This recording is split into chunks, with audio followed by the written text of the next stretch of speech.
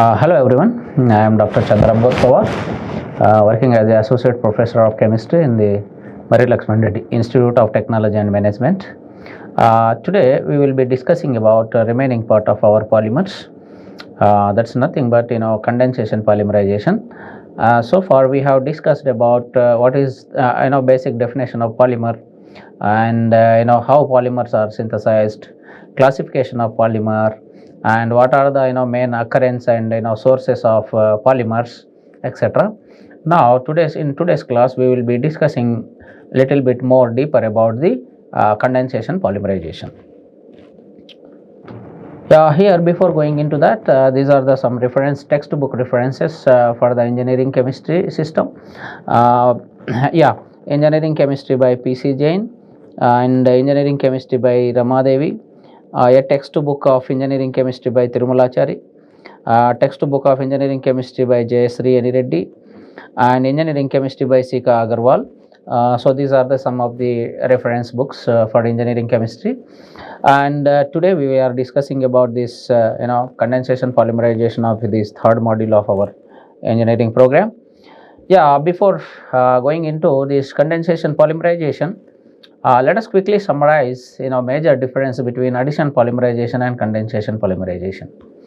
Addition polymerization, basically there won't be any byproduct, whereas in the condensation polymerization definitely there will be a byproduct. That's the major difference between addition polymerization and condensation polymerization. So here condensation polymerization is also called stepwise polymerization or step growth polymerization. Why condensation polymerization is called as CP? Condensation polymerization is nothing but CP, called as stepwise or step growth polymerization, because of two or more different monomers are involved in the polymerization. Okay, that is why it is called as step growth or stepwise polymerization. Okay, we will see with examples best to understand this statement within few couple of seconds. Condensation polymerization occurs between monomers and that contain polar groups. So monomer should be having polar group. Okay, hydrophilic, hydrophobic nature kind of things should be there. That means one should be readily electrophilic, and another group should be having electrophobic, or positive and negative charges to the monomers. Then these kind of condensation polymerization can take easily. Okay, now a reaction occurring between the same or different polar group containing monomers with elimination of small molecules like ammonia, water, H2O, HCl, and forms linear or cross-linked polymer is called as condensation polymerization or step growth polymerization. Condensation polymerization CP is called as step growth polymerization, SGP. So condensation polymerization is nothing but step growth polymerization. Okay, now, and as it is mentioned here, what are the byproducts? Main byproducts are water, ammonia, here ammonia, water, and HCl. So H2O, NH3, and HCl. These are the byproducts. Byproducts in CP, condensation polymerization. Okay, now chemical composition of the monomer and polymer are different. Yes, exactly, as I said, it's a heterogeneous polymerization. Condensation polymerization is heterogeneous polymerization. Okay, that means two different monomers should be involved, followed by the formation of byproduct, and then leads to the final product formation. Okay, now here we can see byproduct. What are those? Water, ammonia, HCl, HCN. These all are the byproducts after the condensation polymerization. Okay, and it results in the formation of linear or cross-linked. Cross-linked means 3D network. 3D network like structure. Okay, in CP what kind of polymerization or polymers are formed? Linear, straight chain. or 3D network like structure, that is nothing but cross-linked network polymers will be formed. Best example is hydrogel. Hydrogel is having 3D network, cross-linking of the monomers. Okay, now what are the examples then? Yes, formation of nylon 6,6. Nylon 6,6. Formation of nylon 6,6 is the best example for the condensation polymerization. Not only formation of the nylon 6,6, formation of the terylene. Terylene is nothing but dacron. That's also one of the best example for this kind of condensation polymerization. Now, here we see synthesis of nylon 6,6. Okay, example, nylon 6,6 cathodes patented by nylon 6,6 with the use of amide. Nylon 6,6 polymer is formed by the condensation of hexamethylene diamine and adipic acid. Adipic acid is nothing but what? Tetramethylene dicarboxylic acid. Now let us see how this nylon 6,6 is formed. Now let us see. What is the formula of adipic acid? N number of adipic acid monomers, HO. This is the acid group. How many methyl groups? 6 methyl groups. And then again acid group, 2 acid groups plus. What is hexamethylene diamine? Hexamine 6. How many diamine? 2 amine groups. 6 methylene groups and 2 amine groups. Now let us see. This is the amine group, first amine, then 6 methylene groups and then NH2. Yeah, this is the monomer for adipic acid. Adipic acid. This is the monomer for hexamethylene diamine. Okay, now what is happening? Proton from amine group of hexamethylene diamine and hydroxyl group OH from the adipic acid going away, and then there will be a byproduct water. How water is formed? Hydroxyl group, that is nothing but OH from the adipic acid, and H plus ion from the hexamethylene diamine. So what is formed finally? OH plus H plus OH minus gives rise to H2O. So H2O water is the byproduct here. Okay, now we can see why it is called as 6,6. That's the question. 6,6 signifies adipic acid. How many methyl groups are there here? 4 and 2 acid groups. That means this is 4 carbons, this is 5th carbon, this is 6th carbon. That means total 6 carbons from adipic acid. Now hexamethylene diamine, how many carbons are there? 6 carbons. 6 carbons from the adipic acid, 6 carbons from the hexamethylene diamine. That is why the name nylon 6,6.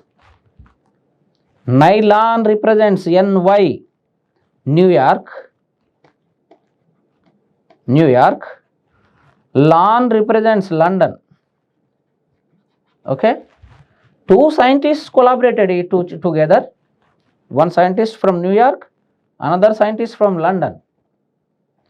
They together developed this nylon 6,6. That is why New York and London followed by the 6,6 signifies 6 carbons from adipic acid, 6 carbons from hexamethylene diamine. Okay, and what is the byproduct here? H2O, water is the byproduct. How this byproduct is coming? Proton from the hexamethylene diamine and hydroxyl group from the OH group from the adipic acid. Then finally water is removed as a byproduct. Here we can see, and then this is nothing but nylon 6,6. That is the polymer which is synthesized or prepared by the condensation polymerization. So condensation polymerization, there should be byproduct, and what is the byproduct in this reaction? For the synthesis of nylon 6,6, water is the byproduct. Okay, now properties of nylon 6,6. Properties of nylon 6,6, lustrous. Nylon is lustrous. Lustrous is nothing but shiny. Elastic, we all know that elastic nature. Okay, stretching. Okay, very strong, having good strength. Damage resistant to oil and many chemicals. That means it's very much sustainable in the oily conditions and chemical environments. Resilient. Resilient means once we stretch, it is going to its original position. That is the property called resilient property. So it can be elongated, it can be stretched, but when we release the pressures which we applied on the both A and B ends, then that will be going to its original position. So that is nothing but resilient property. Does not absorb water, it is water repelling. Okay, it's not absorbing water. And dries quickly. There is no choice of absorbing water or moisture, then obviously it dries quickly. Okay, these are the some of the basic properties of nylon 6,6. Now let us see what are the applications of nylon 6,6. Clothing, textile industry. Textile industry for what? Garments. Garments or clothes. Okay. So nylon 6,6 is prepared by the condensation polymerization, and this is widely used in textile industry for the garment or clothes preparation. Okay, here we can see clothes, shirts, foundation garments, raincoats, underwear, swimmer and cycle wear, etc. So there are many. Now what is another application? Industrial uses. What are the industrial uses? Conveyor belts, seat belts, parachutes, airbags, nets in the sense fish nets, ropes, tarpaulins, thread, tents, what not. There are so many applications of nylon 6,6. See, there are so many applications, industry as well in the domestic, daily, day-to-day life use. Now it is used to make the fish net. Yeah, fish net. What is the material used for the fish net synthesis? That's nothing but nylon 6,6. Nylon 6,6. Then it is used as a plastic in manufacturing machine parts. So these are some of the applications of nylon 6,6, which is prepared by the condensation polymerization. Let's. Another example of the condensation polymerization is synthesis of terylene, that is nothing but Dacron, D-A-C-R-O-N, Dacron. Same again here, for the synthesis of Dacron also, there will be a byproduct. What is that byproduct? Again here it is also water. Before going into this synthesis, terylene is a synthetic polyester fabric. Synthetic means artificial.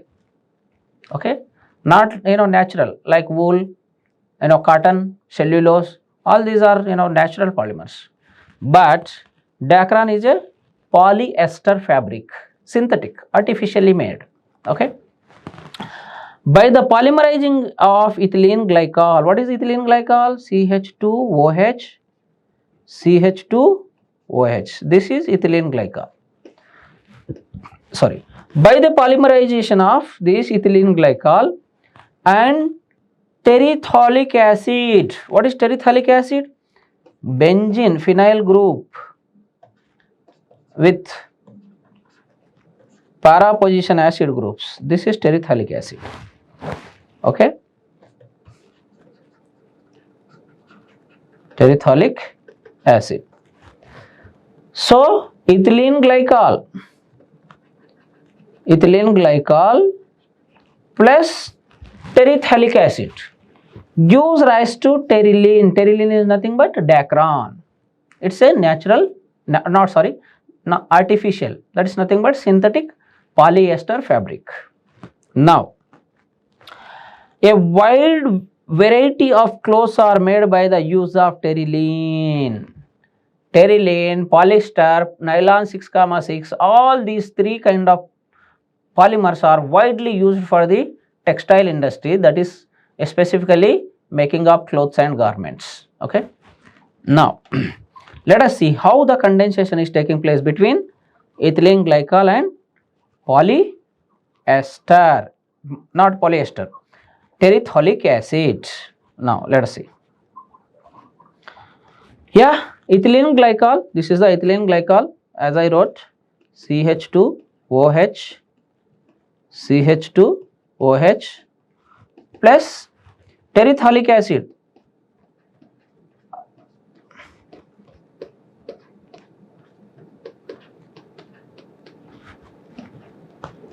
Yeah, here you can see this is ethylene glycol,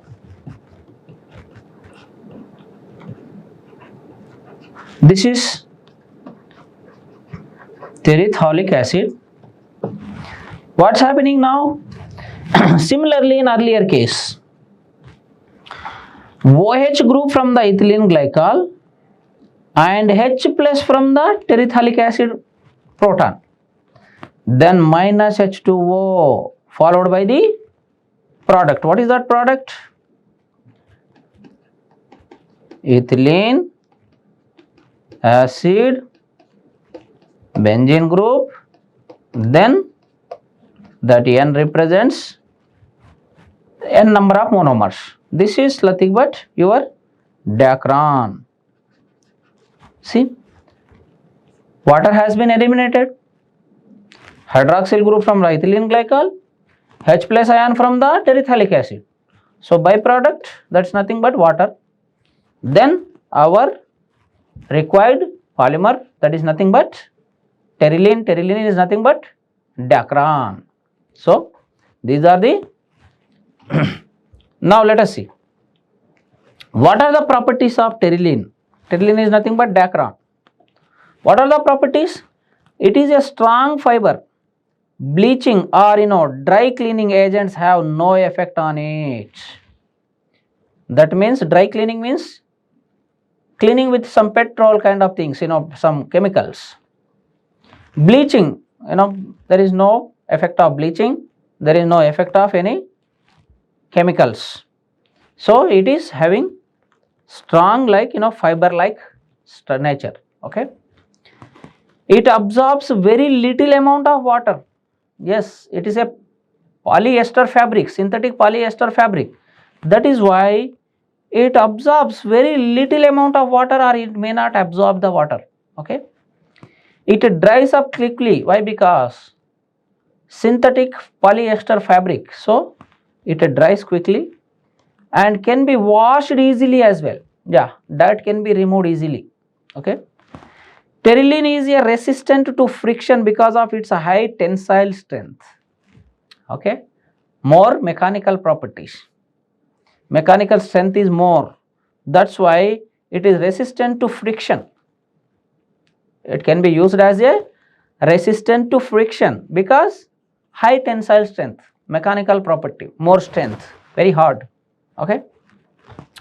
Terylene is stable at high temperatures. Yeah. And it is resistant to acid, bases due to its insolubility in most organic solvents. Yes, chemically it is inert. It won't be dissolved easily. It won't be damaged easily with the chemicals. Okay. So these are the properties of terylene. Now let us see the applications of dacron. Dacron is nothing but terylene. What are the applications? Terylene fiber is used as a polyester tricot knit as a fashion garment.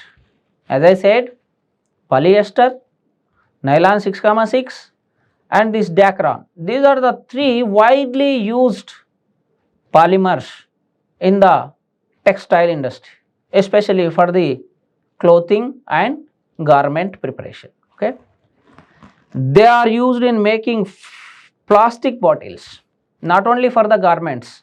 This terylene is used for the plastic bottle preparation as well. Okay, it is also used to make hardware clothes like dresses, toiletry, fleece jackets. Okay, for exhibition, needle punched carpets are made with the help of terylene, needle carpets. Okay, and for laundry purpose also, laundry means, washing and cleaning of these clothes. So terylene is widely used polymer. Okay, after condensation polymerization, there is short note on the copolymerization. Copolymerization is nothing but when two or more different types of monomers undergo simultaneous polymerization is called as copolymerization. So polymerization is basically occurs in three ways: homopolymerization, heteropolymerization and copolymerization. These are the three, based on the monomer involvement. If same kind of monomers are involved, homopolymerization. If two different monomers are involved, then that is a heteropolymerization. And third one is copolymerization, like branching, A B kind of thing. Okay, monomer, A monomer, B monomer, A monomer, B monomer. That is called copolymerization. And this polymerization, homo, hetero and copolymerization, all these three methods can be done in three different mechanisms. What are those three different mechanisms, polymerization mechanisms? Addition polymerization, AP, condensation polymerization, CP, and third one is copolymerization. Okay, sorry. Now, the properties of copolymers are different from those of individual monomers. Obviously, when we combine together A and B, then the product C will be having little bit different properties. Okay, the copolymers may be altering, random, block and graft copolymers. Okay, based on the arrangement of monomers, this kind of alternating random, block and graft, star copolymer, all these categories comes. Okay, based on the arrangement of monomers. Styrene butadiene is the best example. That is nothing but bunias. Synthesis of bunias is the best example for the copolymerization. Okay, what is the best example for the copolymerization? Synthesis of bunias. Bunias is nothing but styrene butadiene rubber, SBR. Okay, now the mixture of transition metal halide and organometallic compound is called Ziegler-Natta catalyst. So in polymerization, mainly this Ziegler-Natta catalyst is used. What is Ziegler-Natta catalyst? Titanium tetrachloride plus triethyl aluminum. What is this? This is nothing but Ziegler-Natta catalyst. So titanium tetrachloride, that is nothing but tetrachlorotitanium plus aluminum with 3 ethyl groups, triethyl aluminum, tetrachlorotitanium. So this is the best and widely used catalyst for the polymerization, that is nothing but Ziegler-Natta catalyst. Okay, now the major differences between addition polymerization, AP, and CP, condensation polymerization, are, what are the major differences? The monomer has at least one multiple bond. See here, there is a pi bond. Then only polymerization takes place. If there is no pi bond, that is nothing but multiple bond, then the addition polymerization cannot takes place. Whereas the monomer must have at least two different monomer functional groups, as we discussed, terylene and dacron, this nylon 6,6, two different monomers. adipic acid and hexamethylene diamine in the nylon 6,6 synthesis.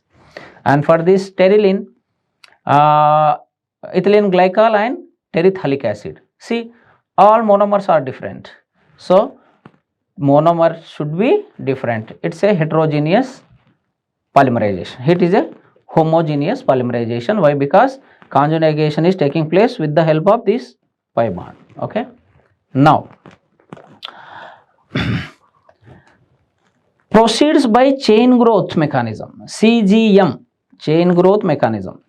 It proceeds with step growth mechanism. Why step growth? Two different monomers are involved. That's why it is step growth polymerization or stepwise mechanism. Here chain growth, why? Because this pi bond is involved in the conjugation. That's why this is chain growth, this is step growth. Okay. Now, here this is the major key point to note. No byproduct is formed in the AP, addition polymerization. Byproducts are formed. What are those byproducts? H2O, HCl, NH3, HCN, etc. These are the byproducts which are formed in the condensation polymerization. Number of monomeric units decreases steadily throughout the reaction. Yes, why? Because pi conjugation is taking place in the addition polymerization. Monomers disappear at the early stage of the reaction. Yes, monomers will be, there will be a byproduct formation and both the monomers will be conjugated together. That means monomers are disappearing here in the condensation polymer. Molecular weight of the polymer is an integral multiple of the molecular weight of monomer. Molecular weight of the polymer needs to be an integral multiple of the, need not to be an integral multiple of the monomer. Why? Because number of monomers involved in the chain formation, that should be integral in the addition polymerization, and that should not be integral in the condensation polymerization. High molecular weight polymers is formed once in addition polymerization. Molecular weight of polymer rises steadily throughout the reaction. Why? Because all the monomers are coming together and interacting, and then finally condensation polymerization. That's why polymer rises steadily throughout the reaction. Okay. These are the major differences between addition and condensation polymerization. Now, plastics or resins. An organic substance with high molecular weight which can be molded into any desired form when subjected to heat or pressure in the presence of catalyst is called plastic. Plasticity. Plastic is defined by the plasticity. Elastic is defined by the elasticity. So now what is happening here? Organic substance or any polymer, upon heating or upon applying pressure, it should be molded into desired shape, desired size. Okay, then that kind of material is called as a plastic based on its plasticity. Term plastic must be differentiated from resins. Resin and plastic both are synonymous, and some of the properties are more or less same, but they slightly differs based on the composition and their mechanical properties. Okay, resins are basic binding materials which form a major part of the plastic and which actually undergo polymerization and condensation reactions during their preparations. However, the term resin and plastic are considered as synonymous, and here we can see how plastics are made. Okay, the major differences between thermoplastic and thermoset plastic. Thermoplastics formed by the addition reactions, thermoset plastics formed by the condensation reaction. They become soft on heating, hard on cooling. Thermoplastics. Best example, PVC pipes. So upon heating they will become soft, and upon cooling they will become rigid, very hard. That's a characteristic property of thermoplastics. But thermoset plastics, they may become soft on initial heating and hard on cooling. On reheating they become more hard. That is why thermoset plastics and thermoplastics are having entirely different properties with heating and cooling. Okay, they are soft, weak and less brittle, thermoplastics.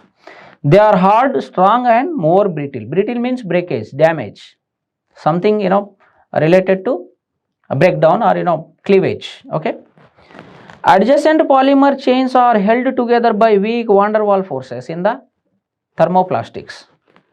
Adjacent polymer chains are held together by strong covalent bonds in the thermosetting plastics. Why? Because thermosetting plastics, condensation polymerization, and these thermoplastics, addition polymerization. That's the major difference. Okay, they have either linear or branched chain structure, whereas thermoset strong bonds, they exhibit 3D cross-linked network. Okay, the chemical nature is not altering during the heating and cooling. The chemical changes takes place during the molding process in the thermoset plastics. They can be remolded, reshaped, reused, so they can be reclaimed from wastage. That means recyclable. Thermoplastics are recyclable, whereas thermoset plastics are not recyclable. Okay, cannot be reclaimed from the waste. Okay, low molecular weight thermoplastics are soluble in suitable organic solvents. Due to strong bonds and cross links, they are not soluble in almost all organic solvents. What are the examples? PE, polyethylene; PVC, polyvinyl chloride; PS, polystyrene; nylon, Teflon. These are the examples for the thermoplastics which comes under addition polymerization. Bakelite, amino resins, polyester resins, all these polymers comes under the thermosetting plastics. Why? Because these are prepared by the condensation polymerization. Okay, and fiber reinforced plastics, FRP. FRP is nothing but fiber reinforced plastics. Fiber reinforced plastics are produced by the reinforcing in a plastic matrix with high strength fiber materials such as addition of glass, graphite, alumina, carbon, boron, beryllium and aromatic polyamides. These are the filler materials which strengthens the fiber. That is why reinforced. That means we are improving the mechanical property of a polymer. How we are improving the mechanical property of a polymer? By adding these things: glass, graphite, alumina, carbon, boron, beryllium and aromatic amides. Now, FRP have excellent property like high strength, corrosion resistant and are easy to fabricate. See, the mechanical properties are improved upon addition of this kind of filler materials. Okay, fiber polymers are combined with the fillers. What are the fillers? Reinforcing agents. What are those reinforcing agents? Glass, graphite, alumina, carbon, boron, beryllium and aromatic polyamide. These are the reinforcing agents. To impact mechanical strength and harden of materials without losing the plasticity are known as FRP. FRP is nothing but fiber reinforced plastic. What are the agents? Fiber reinforcing agents: glass, graphite, mica, alumina, carbon, boron, asbestos, silicon carbide, metal oxide, etc. These are the reinforcing agents. This has been added to improve the mechanical property of a polymer. Glass is the best reinforced agent. You can see here, car glass, upon pelting a stone, what happened? There are the cracks, but it is not broken completely. That means it's a fiber reinforced, FRP. Okay, mechanical property has been strengthened or improved. What are the applications of this FRP? FRP find extensive use in spacecraft and aeroplanes, boat nuts, acid storage tanks, motor cars, building materials. Melamine FRP is used for the insulation and making baskets. FRP largely used for making of fuel and chemical storages. Okay, these are the some of the applications of fiber reinforced plastics. Okay, Now, polymers, nothing but elastomers, a kind of polymer. How they are defined?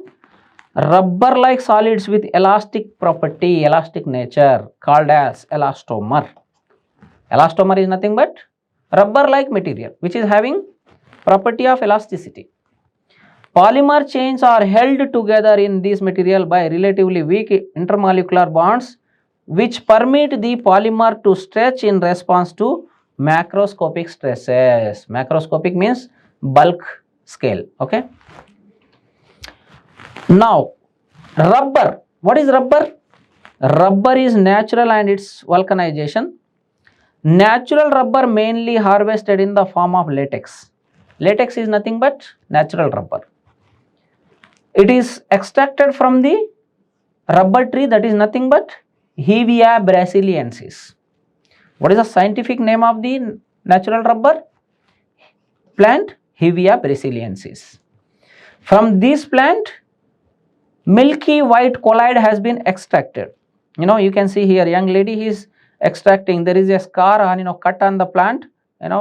Latex or this Hevea brasiliensis plant, and that latex will be colloid will be dropped into a pot drop by drop, and later they will collect that milk or latex, milky white colloid, and they will be sending it to the companies for the preparation of eraser and many other rubber related materials. Latex is sticky milky white colloid. It is called as India rubber. Why? Because most of the places in the Kerala they are having these kind of latex trees. Okay. And Amazonia rubber, it is called as Amazonia rubber or India rubber. Example is latex. And the natural polymer, the best example is gutta percha. Gutta percha is nothing but cis polyisoprene. Cis polyisoprene is the best example for the natural rubber. And yeah, I think we can stop here. Next class we can continue the remaining part of the polymers, that is nothing but conducting polymers and biodegradable polymers. Again, these are the references for our engineering program, and these are the modules related to our BTech program. Thank you very much. Yeah.